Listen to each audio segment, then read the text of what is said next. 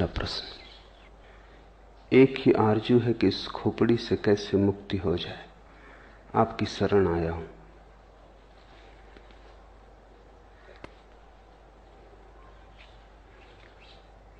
खोपड़ी से मुक्त होने का ख्याल भी खोपड़ी का ही है।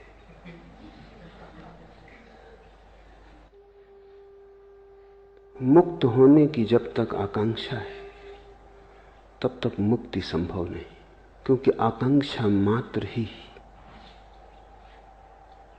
आकांक्षा की अभीप्सा मन का ही जाल और खेल है। मन संसार ही नहीं बनाता, मन मोक्ष भी बनाता है। और जिसने ये जान लिया वही मुक्त हो गया। साधारणतः ऐसा लगता है मन ने बनाया है संसार, तो हम मन से मुक्त हो जाएं तो मुक्त हो जाएंगे। वही भूल हो गई। वही मन ने फिर धोखा दिया, फिर मन ने चाल चली, फिर मन ने जाल फेंका, फिर तुम उलझे, फिर नया संसार बना।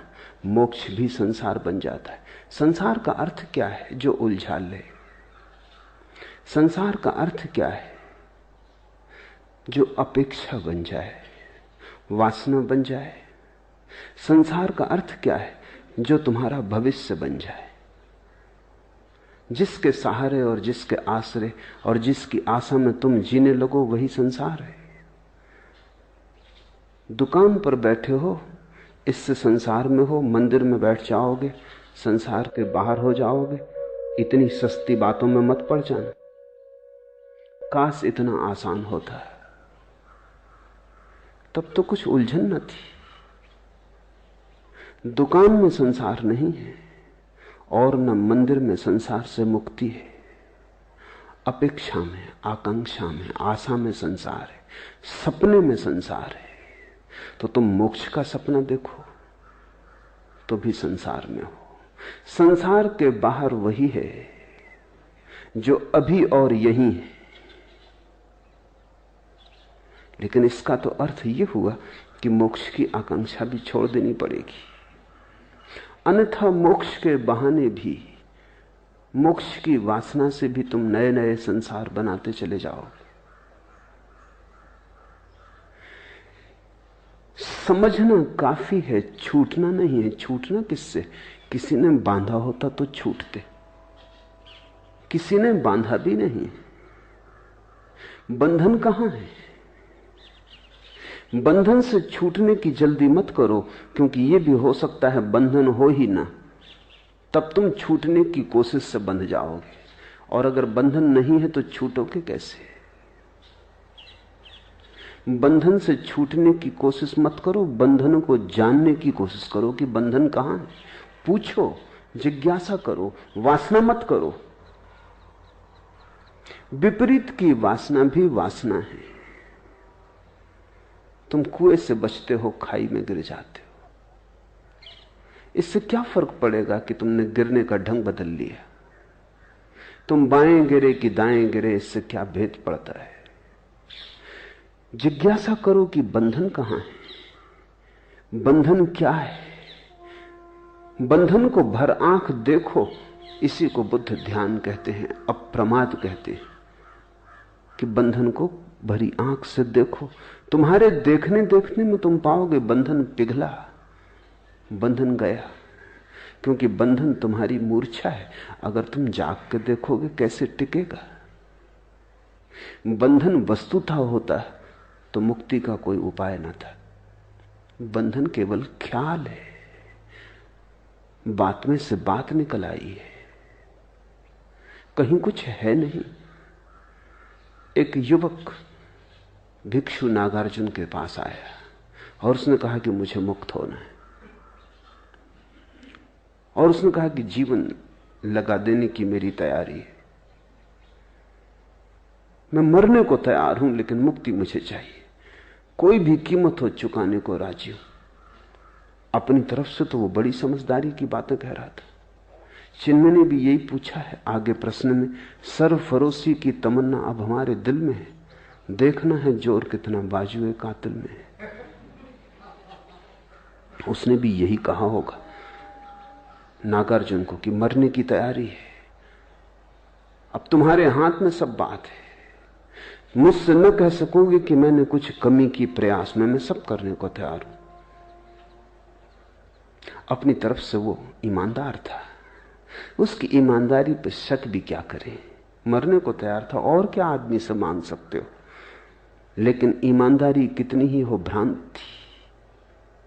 नागार्जुन ने कहा ठहर, एक छोटा सा प्रयोग कर, फिर अभी इतनी जल्दी नहीं मरने मारने की, ये भाषा ही ना समझेगी, यहां मरना मारना कैसा। तो एक 3 दिन छोटा सा प्रयोग कर, फिर देखेंगे। और उससे कहा कि तू चला जा सामने की गुफा में, अंदर बैठ जा और एक ही बात पर चित्त को एकाग्र कर कि तू एक भैंस हो गया है। भैंस सामने खड़ी थी, इसलिए नागार्जुन को ख्याल आ गया कि तू एक भैंस हो गया है, सामने भैंस खड़ी है। उस युवक ने कहा जरा चिंतित होकर कि इससे मुक्ति का क्या संबंध। नागार्जुन ने कहा वो हम 3 दिन बाद सोचेंगे, बस तू 3 दिन बिना खाए पिए बिना सोए एक ही बात सोचता रहे कि तू भैंस हो गया है। 3 दिन बाद मैं हाजिर हो जाऊंगा तेरे। अगर तू इसमें सफल हो गया तो मुक्ति बिल्कुल आसान है, फिर मरने की कोई जरूरत नहीं। उस युवक ने सब दांव पे लगा दिया। वो 3 दिन न भोजन किया न सोया। 3 दिन अहिर्निश उसने एक ही बात सोची कि मैं भैंस हूं। अब 3 दिन अगर कोई सोचता रहे भैंस है, वो भैंस हो गया। हो गया नहीं कि हो गया, उसे प्रतीत होने लगा कि हो गया। एक प्रतीति पैदा हुई, एक भ्रम जाल खड़ा हुआ। जब तीसरे दिन सुबह उसने आंख खोल के देखा तो वो घबराया, वो भैंस हो गया था। और भी घबराया क्योंकि अब बाहर कैसे निकलेगा। गुफा का द्वार छोटा था, आए तब तो आदमी थे, भैंस थे, उसके बड़े सींग थे। उसने कोशिश भी की तो सींग अटक गए। चिल्लाना चाहा तो आवाज तो ना निकली, भैंस का स्वर निकला। जब स्वर निकला तो नागार्जुन भागा हुआ पहुंचा। देखा युवक है, कहीं कोई सींग नहीं है, मगर सींग अटक रहे। कहीं कोई सींग नहीं है, वो आदमी जैसा आया था वैसे ही है। लेकिन 3 दिन का आत्मसम्मोहन, 3 दिन का सतत सुझाव, 3 बार भी सुझाव तो परिणाम हो जाते हैं। 3 दिन में तो करोड़ों बार उसने सुझाव दिए होंगे। फिर बिना खाए बिना सोए। जब तुम 3 दिन तक नहीं सोते तो तुम्हारी सपना देखने की शक्ति इकट्ठी हो जाती। 3 दिन तक सपना नहीं देखा, जैसे भूख इकट्ठी होती है 3 दिन तक खाना ना खाने से, ऐसा 3 दिन तक सपना ना देखने से सपना देखने की शक्ति इकट्ठी हो जाती। 3 दिन की सपना देखने की शक्ति, 3 दिन की भूख में भी जितना शरीर कमजोर हो जाता उतना मन मजबूत हो जाता है। भूख से शरीर तो कमजोर होता है, मन मजबूत होता है। इसलिए तो बहुत से धर्म उपवास करने लगे और बहुत से धर्मों ने रात्रि जागरण किया। अगर रात भर जागते रहो तो परमात्मा जल्दी दिखाई पड़ता है, सपना इकट्ठा हो जाता है। अभी इस पर तो वैज्ञानिक शोध भी हुई है और वैज्ञानिक भी इस बात पर राजी हो गए हैं कि अगर तुम बहुत दिन तक सपना ना देखो तो हेलुसिनेशंस पैदा होने लगते, फिर तुम जागते में सपना देखने लगोगे, आंख खुली रहेगी और सपना देखोगे। सपना एक जरूरत है, सपना तुम्हारे मन का निकास है, रेचन है। 3 दिन तक जागता रहा, सपने की शक्ति इकट्ठी हो गई। 3 दिन भूखा रहा, शरीर कमजोर हो गया। ये तुमने कभी ख्याल किया, बुखार में जब शरीर कमजोर हो जाए तो तुम ऐसी कल्पनाएं देखने लगते हो जो तुम स्वस्थ हालत में कभी ना देखोगे। खाट उड़ी जा रही, तुम जानते हो कि कहीं उड़ी नहीं जा रही, अपनी खाट पे लेटे हो, मगर शक होने लगता है क्या गया है तुम्हें। शरीर कमजोर है। जब शरीर स्वस्थ होता है तो मन पर नियंत्रण रखता है, जब शरीर कमजोर हो जाता है तो मन बिल्कुल मुक्त हो जाता है। और मन तो सपना देखने की शक्ति का ही नाम है। बीमारी में लोगों को भूत प्रेत दिखाई पड़ने लगते हैं, स्त्रियों को ज्यादा दिखाई पड़ते हैं पुरुषों की बजाय, बच्चों को ज्यादा दिखाई पड़ते हैं प्रौढ़ों की बजाय। जहां जहां मन कोमल है और शरीर से ज्यादा मजबूत है, वहीं वहीं सपना आसान हो जाता है। 3 दिन का उपवास, 3 दिन की अनिद्रा, और फिर 3 दिन सतत एक ही मंत्र। यही तो मंत्र योग है। तुम बैठे अगर राम राम राम राम कहते रहो कई दिनों तक, पागल हो ही जाओगे। एक सीमा है झेलने की। वो 3 दिन तक कहता रहा मैं भैंस हूं, मैं भैंस हूं, मैं भैंस हूं। हो गया, मंत्र शक्ति काम कर गई। लोग मुझसे पूछते मंत्र शक्ति, उनको मैं ये कहानी कह देता हूं, ये मंत्र शक्ति है।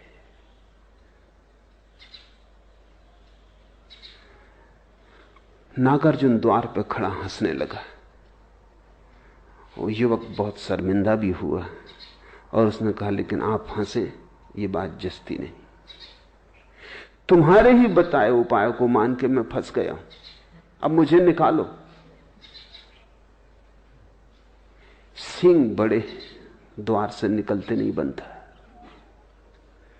और मैं भूखा भी हूं, नींद भी सता रही है। नागार्जुन उसके पास गया, उसे जोर से हिलाया तो थोड़ा वो तंद्रा से जागा तो उसने देखा सींग भी नदारत है, भैंस भी कहीं नहीं। वो भी हंसने लगा। नागार्जुन ने कहा बस यही मुक्ति का सूत्र है। संसार तेरा बनाया हुआ है, कल्पित है। संसार को छोड़ना नहीं है, जाग के देखना है। इसलिए जिन्होंने तुमसे कहा कि संसार छोड़ो, उन्होंने तुम्हें मोक्ष में उलझा दिया। मैं तुम्हें संसार छोड़ने को इसलिए नहीं कह रहा हूं। छोड़ने की बात ही भ्रांत है। जो है ही नहीं उसे छोड़ोगे कैसे? छोड़ोगे तो भूल में पड़ोगे। जो नहीं है उसे देख लेना, जान लेना कि वो नहीं है, मुक्त हो जाना है। इसलिए बुद्ध ने कहा असत्य को असत्य की तरह देख लेना मोक्ष है, असार को असार की तरह देख लेना मोक्ष है। सारा राज देख लेने में। ये तो पूछो ही मत कि खोपड़ी से कैसे मुक्ति हो जाए। ये कौन है जो पूछ रहा है? ये खोपड़ी ही है जो पूछ रही है। अगर इस खोपड़ी की बात मान के चले तो इससे तुम कभी मुक्त ना हो पाओगे। जाग के देखो कौन पूछता है, गौर से सुनो कौन प्रश्न उठाता है। ये कौन है जो मुक्त होना चाहता है? क्यों मुक्त होना चाहता है? बंधन कहां है? और जिसने भी जाग के देखा वो हंसने लगा, क्योंकि बंधन उसने कभी पाए नहीं। जागने में कोई बंधन नहीं। इसलिए बुद्ध चिल्ला चिल्ला के कहते प्रमाद में मत जियो, अप्रमाद, जागो, होश में आ जाओ। और तुम कहीं भी गए नहीं हो, तुम वही हो जहां तुम्हें होना चाहिए। भैंस तुम कभी हुए नहीं, तुम वही हो जो तुम हो। तुम परमात्मा हो। इससे तुम रत्ती भर यहां वहां न हो सकते हो, न होने का कोई उपाय। हां, तुम भ्रांति में रह सकते हो। तुम अपने को जो चाहे समझ लो। मन शक्तिशाली है, तुम जो चाहोगे वही बन जाओगे। और जिस दिन भी तुम देखना चाहोगे उस दिन तुम दृष्टि बन जाओगे। दृष्टि मुक्ति है।